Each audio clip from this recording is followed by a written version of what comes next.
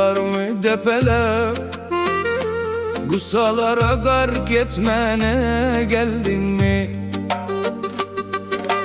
Geldin mi sen yarama duz sepelep Umutlarımı ürkütmene geldin mi?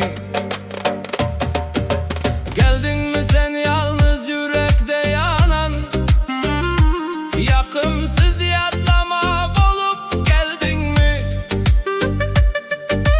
Sözün hem söygün hem boluktu yalan Vefasız vadağı alıp geldin mi? Şimdi öz özüme erkim yeten olup Begenerin görünmezsen gözüme Deli kimin gözlem uka batan ol Yürek duygum suygan ok her sözüme Geldin sen düşlerimle alaşıp Serede sağadan vardı bir çene